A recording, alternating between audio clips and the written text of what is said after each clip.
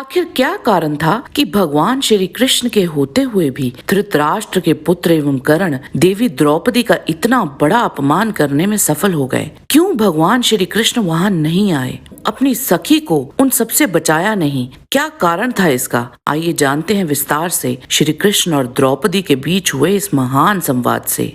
ओम Ganpati channel आपका अभिनंदन करता है। सनातन धर्म के साथ संबंधित रोचक तथा ज्ञान वर्धक वृतांतों के लिए चैनल को सब्सक्राइब अवश्य करें। वीडियो पसंद आए तो लाइक और शेयर करें। आइए अब चलते हैं वीडियो की ओर। महाभारत के वन पर्व के अंतर्गत अरण्य पर्व के अनुसार जब भोज, वृष्णि और अंधक वंश के वीरों ने सुना कि पांडव अत्यंत दुख से संतप्त हो राजधानी से निकलकर चले गए, तब वे उनसे मिलने के लिए महान वन में गए। भगवान श्री कृष्ण को आगे करके वे सभी धर्मराज युधिष्ठिर को चारों ओर से घेर कर बैठ गए। उस समय श्री कृष्ण ने कहा, राजाओं, जान पड़ता है कि ये पृथ्वी दुर्योधन, कर्ण, दुरात्मा शकुनी और चौथे दुशासन इन सब के रक्त का पान करेगी। जो दूसरों के साथ छल कपट अथवा धोखा करके सुख भोग रहा है उसे मार डालना चाहिए, यही सनातन धर्म है। तब वहाँ अर्जुन भगवान श्री कृष्ण को शांत करते हुए उनकी स्तुति करने लगे। कुछ समय उपरांत श्री कृष्ण बोले, पार्थ, तुम मेरे ही हो,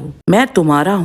जो तुमसे द्वेष रखता है वह मुझसे भी द्वेष रखता है। वीर, तुम नर हो और मैं नारायण हरि हूँ। इस समय हम दोनों नर नारायण ऋषि ही इस लोक में आए हुए हैं। हम दोनों का भेद जाना नहीं जा सकता। तभी वहाँ द्रौपदी श्री कृष्ण के समीप आई और बोली, मधुसूदन, आप ही विष्णु हैं, आप ही यज्ञ हैं, आप ही यजमान हैं और आप ही यजन करने योग्य श्री हरि हैं। मैं आपके प्रति प्रेम होने के कारण आपसे अपना दुख निवेदन करूंगी। भगवान कृष्ण, मेरे जैसी स्त्री जो कुंती पुत्रों की पत्नी, आपकी सखी और धृष्टद्युम्न जैसे वीर की बहन हो, क्या किसी तरह सभा में केश पकड़कर घसीट कर लाई जा सकती है? मैं रजस्वला थी, मेरे कपड़ों पर रक्त के छींटे लगे थे, शरीर पर एक ही वस्त्र था और लज्जा एवं भय से मैं थर थर कांप रही थी। उस दशा में मुझ दुखनी अबला को कौरवों की सभा में घसीट कर लाया गया था। भरी सभा में राजाओं की मंडली के बीच अत्यंत रक्त स्नाव होने के कारण मैं रक्त से भीगी जा रही थी। उस अवस्था में मुझे देखकर धृतराष्ट्र के पापात्मा पुत्रों ने जोर जोर से हंसकर मेरी हंसी उड़ाई। श्री कृष्ण, मैं धर्मतः भीष्म और धृतराष्ट्र दोनों की पुत्रवधू हूँ, तो भी उनके सामने ही बलपूर्वक दासी बनाई गई। मैं तो संग्राम में श्रेष्ठ इन महाबली पांडवों की निंदा करती हूँ, जो अपनी यशस्वी धर्म पत्नी को शत्रुओं द्वारा सताई जाती हुई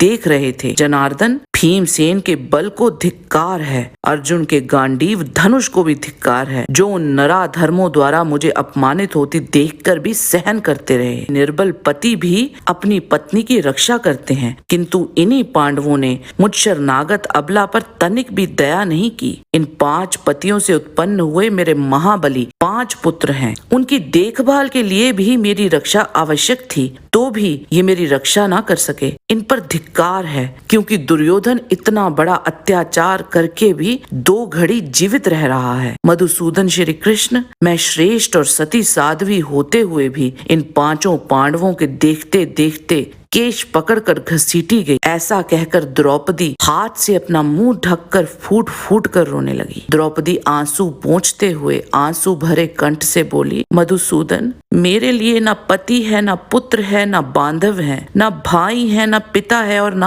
आप ही हैं। उस समय कर्ण ने जो मेरी हंसी उड़ाई थी, उससे उत्पन्न हुआ दुख मेरे हृदय से दूर नहीं होता है। तब वहाँ श्री कृष्ण बोले, भाविनी, तुम जिन पर क्रुद्ध हुई हो, उनकी स्त्रियां भी अपने प्राण प्यारे पतियों को अर्जुन के बाणों से छिन्न भिन्न और खून से लथपथ होकर मरकर धरती पर पड़ा देख इसी प्रकार रोएंगी। पांडवों के हित के लिए जो कुछ भी संभव है वह सब करूंगा, शोक ना करो। मैं सत्य प्रतिज्ञा पूर्वक कह रहा हूँ, तुम राज रानी बनोगी। कृष्णे, आसमान फट पड़े, हिमालय पर्वत विदीर्ण हो जाएं, पृथ्वी के टुकड़े टुकड़े हो जाएं और समुद्र सूख जाए, किंतु मेरी ये बात झूठी नहीं हो सकती। द्रौपदी ने अपनी बातों के उत्तर में भगवान श्री कृष्ण के मुख से ऐसी बातें सुनकर अर्जुन की ओर देखा। तब अर्जुन ने ने द्रौपदी से कहा, देवी रो मत, भगवान मधुसूदन जो कुछ कह रहे हैं वह अवश्य होकर रहेगा, टल नहीं सकता। भगवान श्री कृष्ण बोले,